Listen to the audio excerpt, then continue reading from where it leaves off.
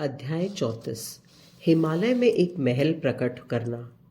बाबा जी की लाहिड़ी महाशय से पहली भेंट की कहानी एक रोमांचक कथा है और उन कुछ कथाओं में से एक है जो हमें अमर गुरु की विस्तार से झलक देती है। स्वामी केवलानंद के ये शब्द एक आश्चर्यजनक कथा की प्रस्तावना थे। जब उन्होंने पहली बार यह कथा सुनाई, मैं वास्तव में मंत्रमुग्ध हो गया। अन्य कई मौक़ों पर मैंने अपने विनम्र संस्कृत शिक्षक को कहानी दोहराने के लिए मनाया, जो बाद में मुझे सारतः इन्हीं शब्दों में श्री युक्तेश्वर जी ने सुनाई। लाहिड़ी महाशय के इन दोनों शिष्यों ने यह विस्मयजनक कथा सीधे अपने गुरु के मुख से सुनी थी। बाबा जी के साथ मेरी प्रथम भेंट मेरे 33वें वर्ष में हुई थी। लाहिड़ी महाशय ने कहा था, 1861 की पतझड़ में मैंने दानापुर के मिलिट्री इंजीनियरिंग डिपार्टमेंट में सरकारी अकाउंटेंट के पद पर नियुक्त था।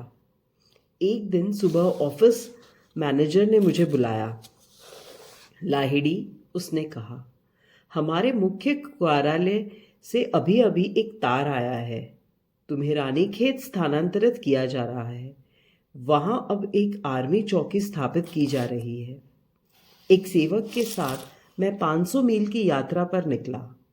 एक घोड़ा गाड़ी से यात्रा करते हुए हम 30 दिन में हिमालय की रानीखेत स्थल पर पहुंचे।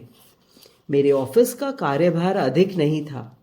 मैं उन भव्य पहाड़ियों पर घूमते हुए कई घंटे बिताता था।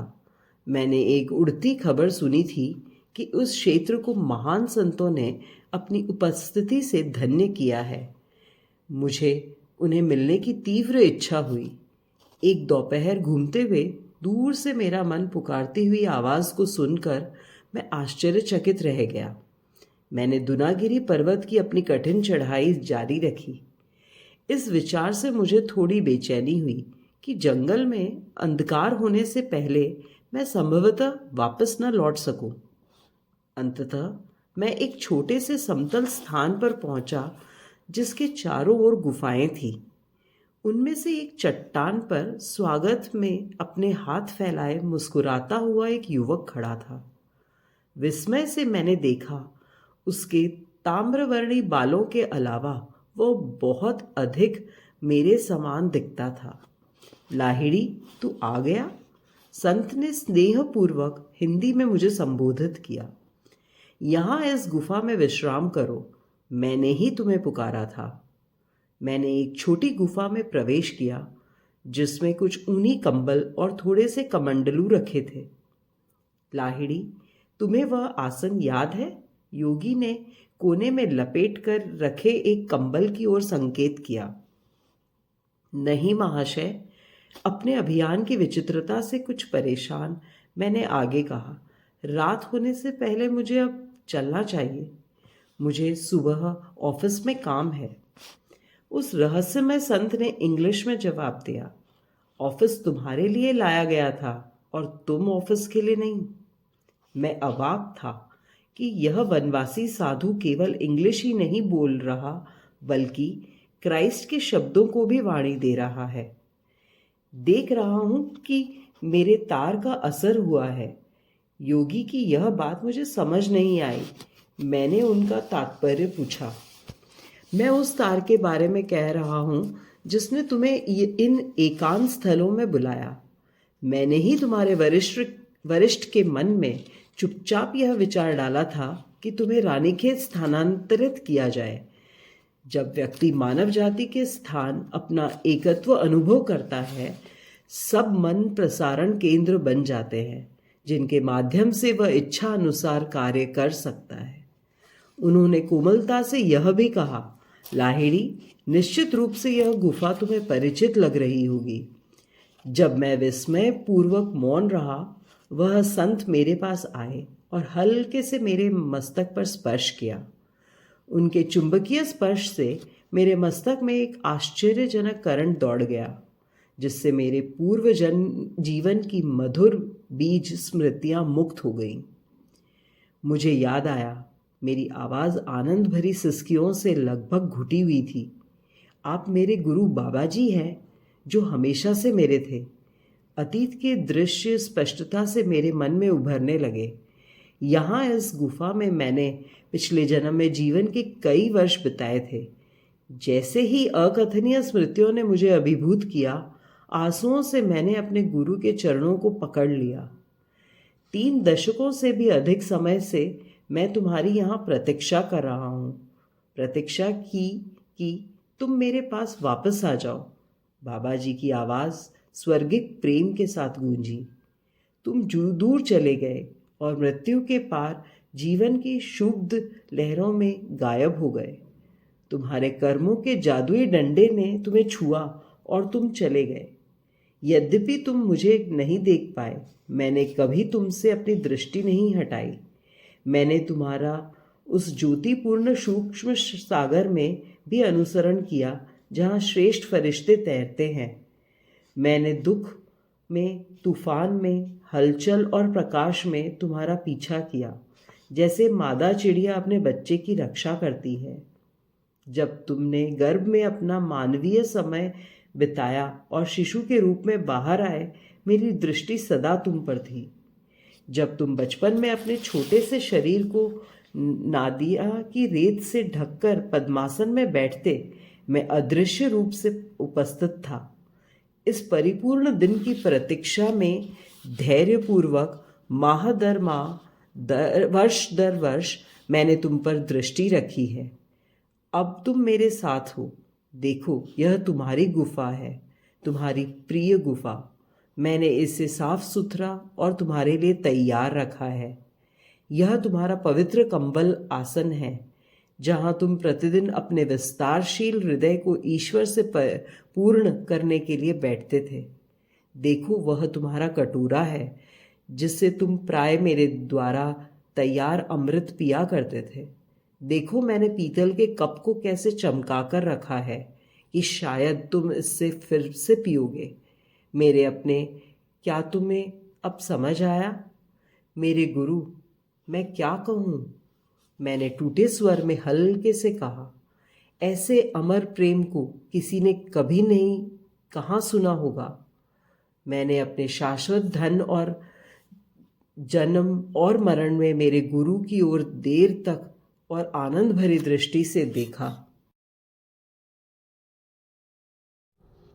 लाहिड़ी, तुम्हें शुद्धिकरण की आवश्यकता है। इस कटोरे से यह तेल पियो और नदी के तट पर लेट जाओ। बाबा जी की व्यावहारिक बुद्धि मैं याद करते हुए शीघ्र मुस्कुराया सदा अग्रसर रहती थी। मैंने उनके आदेश का पालन किया। यद्यपि हिमालय की बर्फीली रात्रि घिर रही थी, एक आरामदेह गर्माहट, एक आंतरिक प्रकाश मेरे शरीर के प्रत्येक परमाणु में स्पंदित होने लगा। मुझे आश्चर्य हुआ, क्या उस अज्ञात तेल में ब्रह्मांडीय ऊष्मा भरी थी? अंधकार में मेरे चारों ओर बर्फीली हवाएं भयंकर चुनौती देती हुई चल रही थी। चट्टानी तट पर लेटे मेरे शरीर पर गुगाश नदी की सर्द बौछारें यदा कदा पड़ती। निकट ही चीते दहाड़ रहे थे, पर मेरा हृदय निर्भय था। मेरे अंदर उत्पन्न हुई नई प्रफुल्ल शक्ति ने मुझे अबाध रक्षा का आश्वासन दिया। कई घंटे शीघ्र बीत गए। पिछले जन्म की धुंधली स्मृतियों ने स्वयं को मेरे दिव्य गुरु से पुनर्मिलन के वर्तमान चमकदार स्वरूप के साथ बुन लिया। पास आते हुए कदमों से मेरे एकांतिक विचारों में बाधा पड़ी। अंधकार में एक व्यक्ति ने हाथ देकर मुझे उठाया और मुझे सूखे वस्त्र दिए। आओ बंधु, मेरे साथी ने कहा, गुरुजी आपकी प्रतीक्षा कर रहे हैं। उसने जंगल में मेरा मार्गदर्शन किया। अंधकारपूर्ण रात्रि में सहसा दूर एक स्थिर प्रकाश दिखाई दिया। क्या वह सूर्योदय हो रहा है? मैंने पूछा। निश्चित रूप से सारी रात नहीं बीती है, अभी अर्धरात्रि है। मेरा मार्गदर्शक कोमलता से हंसा। दूर का यह प्रकाश एक स्वर्णिम महल है, जिसे अद्वितीय बाबा जी ने प्रकट किया है। अपने सुदूर अतीत में आपने महल के सौंदर्य का आनंद उठाने की इच्छा प्रकट की थी। हमारे गुरुजी आपकी इस इच्छा की पूर्ति कर रहे हैं और आपको कर्म के बंधन से मुक्त कर रहे हैं। उन्होंने आगे कहा, यह भव्य महल आज आपकी क्रिया योग की दीक्षा का स्थल होगा। आपके सारे बंधु स्वागत गान के लिए इकट्ठे होकर आपके लंबे वनवास की समाप्ति पर आनंदित हो रहे हैं। निहारो। चमचमाते स्वर्ण का विशाल महल हमारे सामने खड़ा था। असंख्य रत्नों से जड़ा और सुंदर बगीचों के बीच खड़ा यह अद्वितीय भव्यता का चमत्कार प्रस्तुत कर रहा था।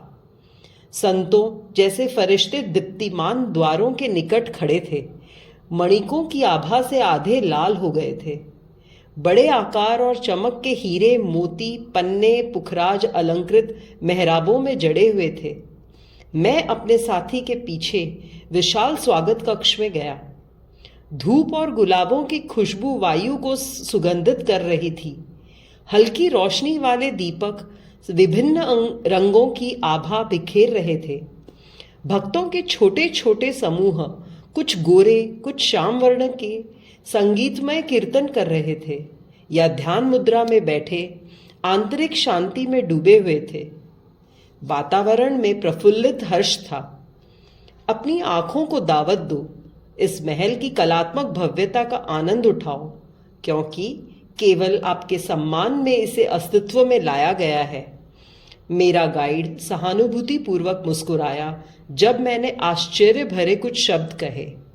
बंधु, मैंने कहा, इस भवन का सौंदर्य मानवीय कल्पना की सीमा से परे है। कृपया मुझे इसकी उत्पत्ति का रहस्य बताएं। मैं खुशी से आपको बताऊंगा। मेरे साथी की काली आंखें ज्ञान से चमक उठी। वास्तव में इस भौतिकीकरण के विषय में कुछ भी अस्पष्ट नहीं है। संपूर्ण सृष्टि रचनाकार का कार्यान्वित विचार है। यह भारी पार्थिव पिंड जो आकाश में घूम रहा है, ईश्वर का स्वप्न है। उसने सब चीजें अपनी चेतना से रची हैं। जैसे मनुष्य अपनी स्वप्न चेतना में एक सृष्टि को उसके जीवों के साथ उत्पन्न और जीवंत करता है, ईश्वर ने सबसे पहले पृथ्वी की रचना एक विचार के रूप में की। फिर उसने गति दी। शक्ति के अणु अस्तित्व में आए। उसने अणुओं को संचालित कर यह ठोस ग्रह बनाया। उसकी समस्त अणुकणिकाएं ईश्वर की इच्छा शक्ति द्वारा जुड़ी हैं। जब वह अपनी इच्छा शक्ति हटा लेगा, पृथ्वी फिर बिखरकर शक्ति बन जाएगी। शक्ति चेतना में घुल जाएगी। पृथ्वी का विचार वस्तुनिष्ठता से गायब हो जाएगा। एक स्वप्न का सारा स्वप्न दृष्टा के अवचेतन विचार द्वारा भौतिकीकरण में आयोजित होता है। जब जागृत अवस्था में उस स्पष्ट विचार को वापस ले लिया जाता है, तब स्वप्न और इसके तत्व विलीन हो जाते हैं। मनुष्य आंखें बंद करता है और स्वप्न रचना को रच लेता है। जागना पर वह बिना प्रयत्न उसे नष्ट कर देता है। वह दिव्य आदर्श के स्वरूप का अनुसरण करता है। इसी प्रकार जब वह ब्रह्मांडीय चेतना में जागेगा, वह बिना प्रयास ब्रह्मांडीय स्वप्न के भ्रमों को नष्ट कर देगा। असीम सर्वसंपन्न इच्छा के साथ एक होने के कारण बाबा जी तात्विक अणुओं को किसी भी रूप में एकत्र और प्रकट करने के लिए आयोजित कर सकते हैं। क्षण भर में निर्मित यह स्वर्ण महल वास्तविक है, जिस प्रकार यह धरती वास्तविक है। बाबा जी ने यह विशाल महल अपने मन से बनाया और इसके अणुओं को अपनी इच्छा की शक्ति से पकड़ा हुआ है। जैसे ईश्वर ने इस धरती को बनाया और उसे अखंड रखा हुआ है।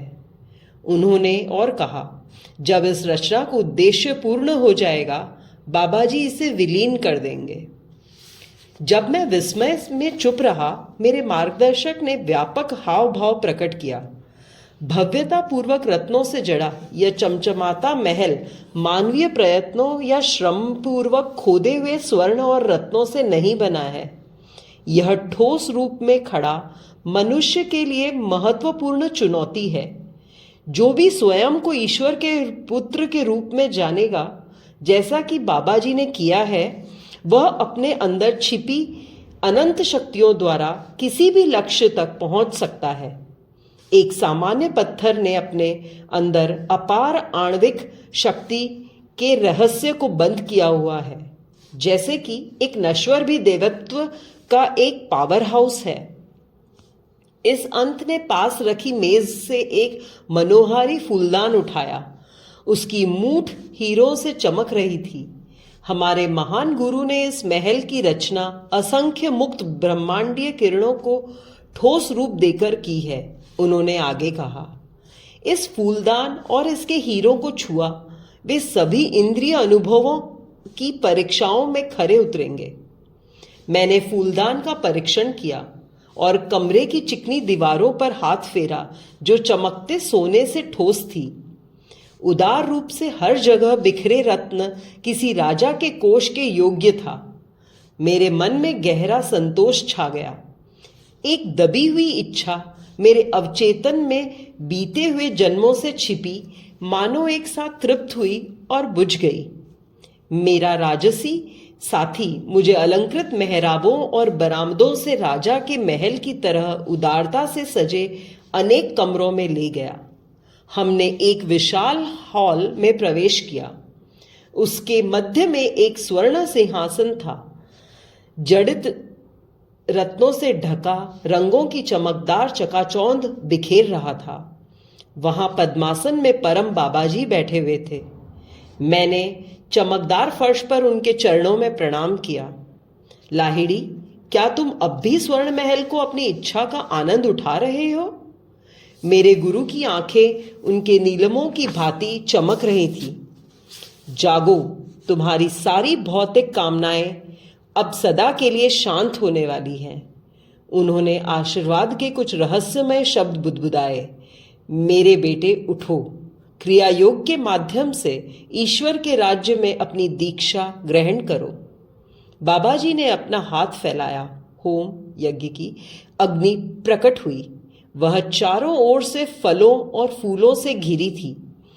इस यज्ञ वेदिका के सम्मुख मैंने मुक्तदायिनी यौगिक प्रविधि सीखी। अनुष्ठान भोर के प्रारंभ में पूरे हुए। अपनी आनंदमय अवस्था में मुझे नींद की आवश्यकता अनुभव नहीं हुई और मैं महल में घूमता रहा, जो चारों ओर खजानों और बहुमूल्य वस्तुओं से भरा था। भव्य बगीचे में उतरकर मैंने देखा कि पास ही कुछ गुफाएं और सुनसान पर्वत श्रेणियां थीं, जिनके पास कल कोई महल या फूलों भरे उपवन नहीं थे। महल में पुनः प्रवेश कर जो शीतल हिमालय के सूर्य के प्रकाश में शानदार रूप से चमक रहा था, मैंने अपने गुरुजी को ढूंढा। अनेक मौन शिष्यों से घिरे वे अब भी सिंहासन पर बैठे थे। लाहिड़ी, तुम्हें भूख लगी होगी, अपनी आंखें बंद करो, बाबाजी ने कहा। जब मैंने आंखें खोली तो वह मनोहर महल और उसके सुंदर उद्यान गायब हो चुके थे। मैं, बाबाजी और सारे चेलों का दल अब उसी महल के स्थान पर धरती पर बैठे थे, जो सूर्य की किरणों से प्रकाशित पथरीली गुफाओं से दूर नहीं था। मुझे याद आया कि मेरे मार्गदर्शक ने कहा था कि महल गायब हो जाएगा, इसके संयुक्त अणु पुनः उस विचार सार में मुक्त हो जाएंगे जहां से वे आए थे। यद्यपि मैं अवाक था, मैंने विश्वासपूर्वक गुरुजी को देखा। मुझे नहीं मालूम था कि चमत्कारों के इस दिन में अब और क्या आशा की जाए। जिस उद्देश्य से महल की सृष्टि की गई थी वह अब पूर्ण हो चुका है, बाबाजी ने स्पष्ट किया। उन्होंने धरती से मिट्टी का पात्र उठाया। अपना हाथ वहां रखो, जो भोजन तुम चाहते हो वह प्राप्त करो। जैसे ही मैंने चौड़े और खाली बर्तन को छुआ, उस पात्र में कुछ बहुत सारी मक्खन में तली लूचियां, सब्जी और विरल मिठाइयां आ गई। मैंने खाना लिया और देखा वह पात्र सदा ही भरा था। खाने के बाद मैंने पानी के चारों ओर देखा। मेरे गुरु ने मेरे सामने रखे पात्र की ओर संकेत किया। आश्चर्य, खाना गायब हो गया और उसके स्थान पर पहाड़ी धारा जैसे निर्मल जल आ गया। बहुत कम लोग जानते हैं कि ईश्वर के राज्य में सांसारिक पूर्तियों का राज्य भी सम्मिलित है, बाबाजी ने कहा। दिव्य राज पृथ्वी तक विस्तृत है, पर पश्चात कथित मायावी होने के कारण सत्यता के सार को सम्मिलित नहीं कर सकता। परम प्रिय गुरु, कल रात आपने मेरे लिए स्वर्ग और धरती के बीच सौंदर्य के संबंध को प्रदर्शित किया। मैं गायब होने वाले महल को स्मरण कर मुस्कुराया। निश्चित रूप से किसी सामान्य योगी ने कभी अत्यधिक प्रभावशाली विलासिता के परिवेश में आत्मा के भव्य रहस्यों की दीक्षा नहीं ली होगी। मैंने शांतिपूर्वक वर्तमान दृश्य के विरोधाभास को देखा। घास से रहित धरती, आकाश की छत, गुफाओं का आदिम आश्रय, मेरे चारों ओर बैठे देवदूत संतों के लिए यह रमणीय प्राकृतिक परिवेश प्रतीत हो रहा था। उस दोपहर मैं अपने कंबल पर बैठा हुआ पूर्व जन्म के बोधों के साहचर्य से धन्य था। मेरे दिव्य गुरु मेरे पास आए और उन्होंने अपना हाथ मेरे सिर पर रखा। मैंने निर्विकल समाधि अवस्था में प्रवेश किया। 7 दिनों तक इसे परमानंद में अटूट रहा। आत्मबोध के स्तरों को क्रमश पार कर मैं वास्तविकता के मृत्युहीन क्षेत्र में पहुंच गया। सारी भ्रामक बाधाएं दूर हो गईं। मेरी आत्मा पूर्ण रूप से ब्रह्मांडीय आत्मा की शाश्वत वेदिका पर प्रतिष्ठित हो गई। 8वें दिन मैं अपने गुरु के चरणों में गिरा और उनसे इस पावन एकांत में मुझे हमेशा अपने पास रखने की विनती की। मेरे पुत्र, मुझे आलिंगन कर गुरुजी ने कहा, इस जन्म में तुम्हारी भूमिका बाहरी मंच पर निभाई जानी है। इस जन्म से पहले तुम्हें अनेक जीवनों में एकांत ध्यान का सौभाग्य मिला है। अब तुम्हारा सांसारिक लोगों के साथ मिलकर रहना आवश्यक है। इस सत्य में एक गहरा उद्देश्य था कि इस बार व्यवसाय की कुछ जिम्मेदारियां सहित एक विवाहित व्यक्ति होने से पूर्व तुम्हें मुझसे नहीं मिलना था। हिमालय में हमारे गुप्त दल के साथ जुड़ने के विचार को अभी एक ओर रखना होगा। तुम्हारा जीवन एक योगी गृहस्थ के आदर्श के उदाहरण के रूप में भीड़ भरे बाजारों में है। अनेक व्याकुल सांसारिक नर नारियों की पुकारों को महान लोगों ने अनसुना नहीं किया है। उन्होंने आगे कहा, अनेक उत्सुक साधकों को क्रिया योग द्वारा आध्यात्मिक शांति प्राप्त कराने के लिए तुम्हें चुना गया है। लाखों लोग जो पारिवारिक बंधनों और सांसारिक कर्तव्यों के बोझ तले दबे हैं, उन्हें अपने जैसे एक गृहस्थी से नई आशा मिलेगी। तुम उनका यह देखने के लिए मार्गदर्शन अवश्य करना कि पारिवारिक व्यक्ति के लिए उच्चतम यौगिक उपलब्धियां वर्जित नहीं हैं। संसार में रहते हुए भी जो योगी निष्ठापूर्वक अपने कर्तव्यों का आसक्ति या व्यक्तिगत उद्देश्य के बिना पालन करता है, वह प्रबोधन के सुनिश्चित मार्ग पर आगे बढ़ता है। कोई आवश्यकता तुम्हें संसार छोड़ने के लिए मजबूर नहीं करती, क्योंकि आंतरिक रूप से तुमने इसके प्रत्येक कार्मिक बंधन को तोड़ दिया है। इस संसार के नहीं, फिर भी तुम्हें इसमें रहना होगा। अनेक वर्ष अभी बचे हैं जिनमें तुम्हें निष्ठापूर्वक अपने पारिवारिक, व्यावसायिक, नागरिक और आध्यात्मिक कर्तव्य निभाने हैं। दिव्य आशा की मधुर नई सांस सांसारिक लोगों के नीरस हृदयों को भर देगी। तुम्हारे संतुलित जीवन से वे समझेंगे कि मुक्ति बाहरी की अपेक्षा आंतरिक त्यागों पर निर्भर करती है।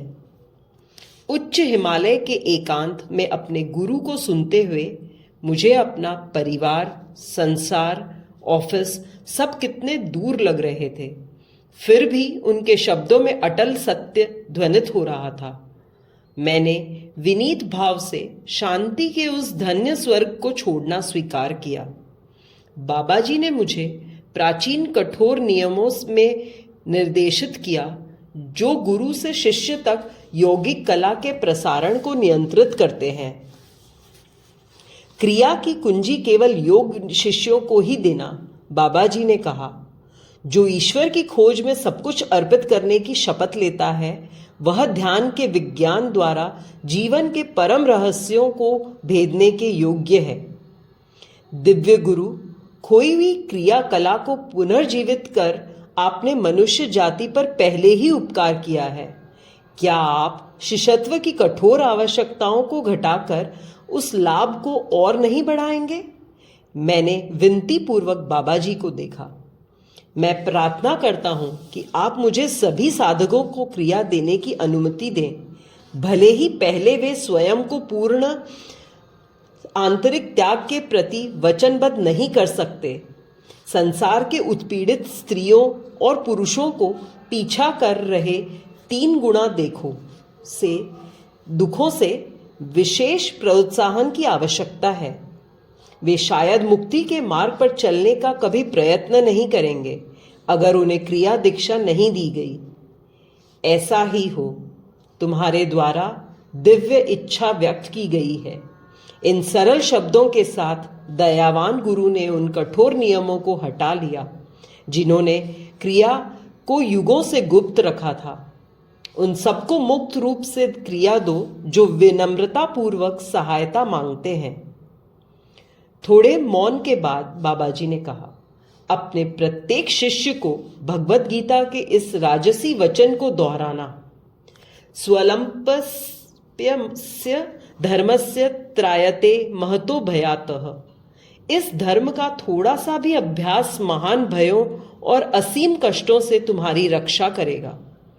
जब मैं अपने गुरु के चरणों में अगले दिन विदाई का आशीर्वाद लेने के लिए झुका, उन्होंने उनको छोड़ने के मेरी गहरी अनिच्छा को महसूस किया।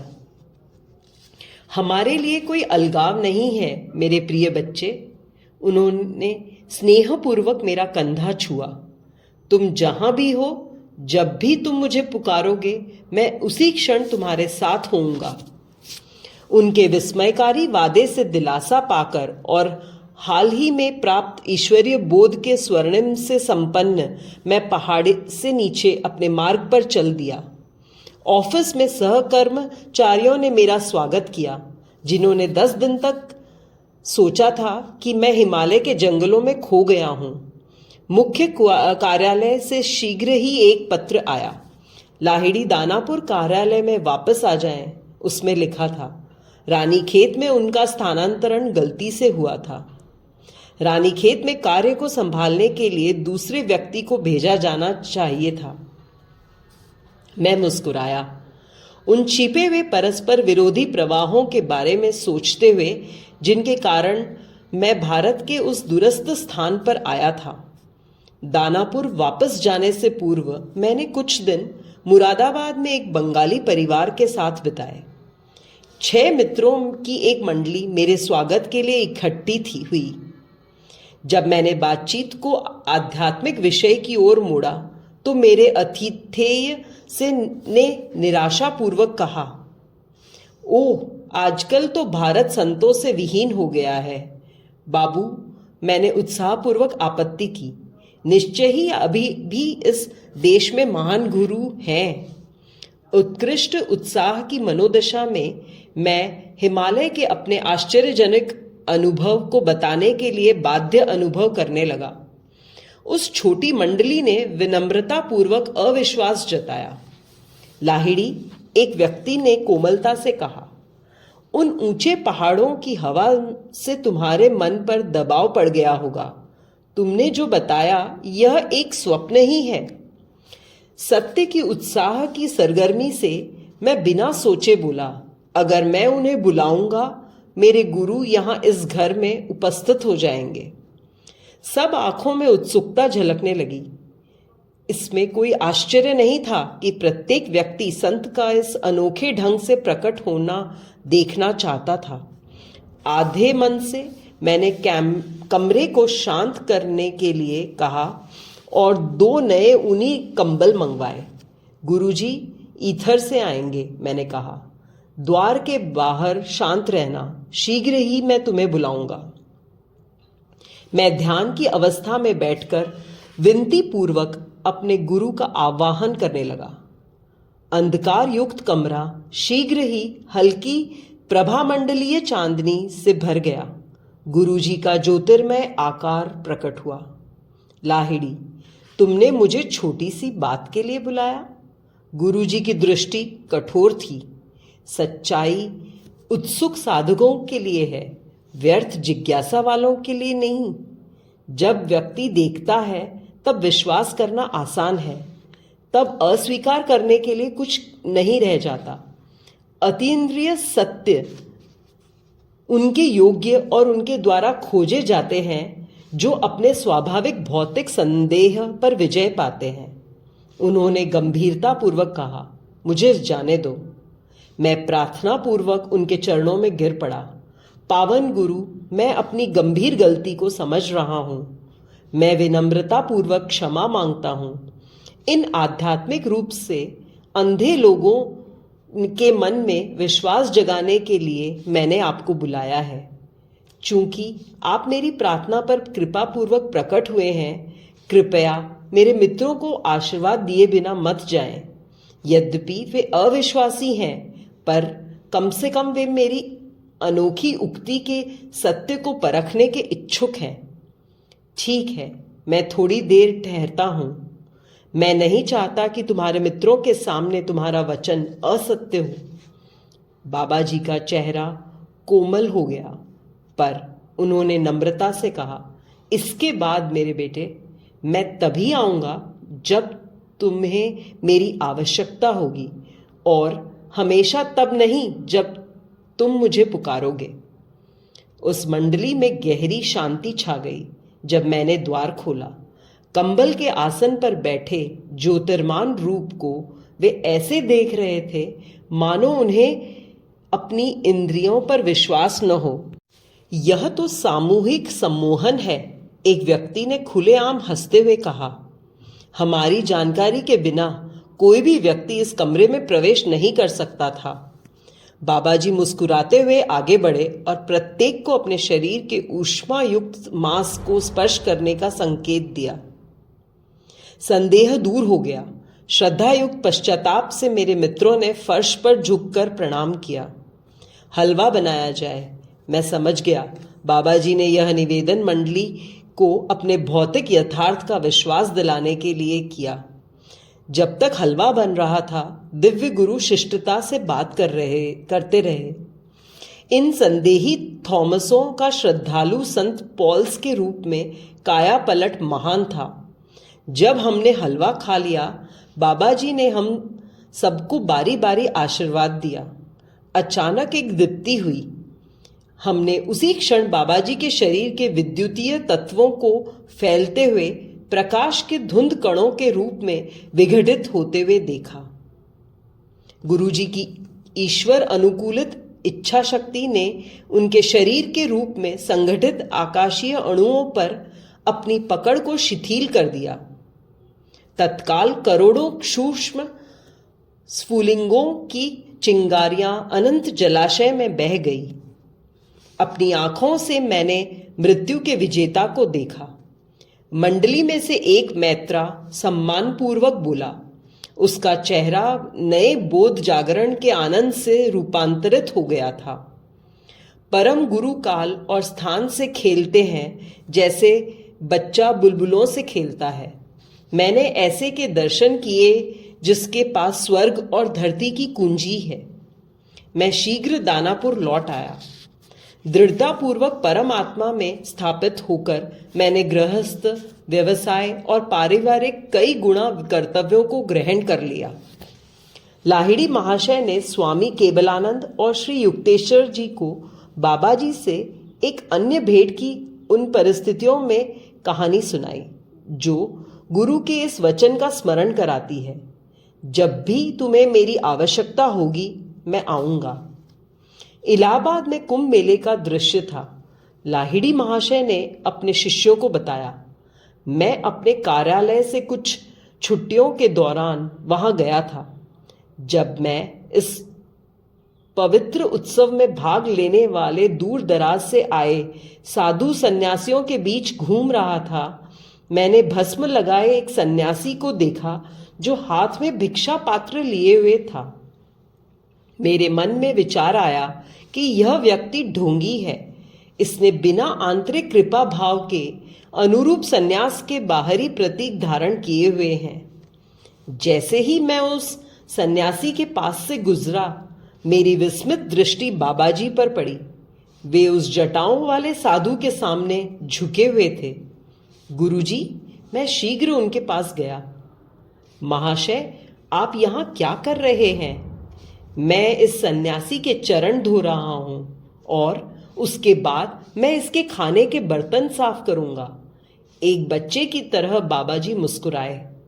मैं जानता था वे बता रहे थे कि मैं किसी की निंदा नहीं करूं और ईश्वर को सब शरीर रूपी मंदिरों में समान रूप से रहने वाला देखूं, चाहे उच्च चाहे निम्न श्रेणी का व्यक्ति हो।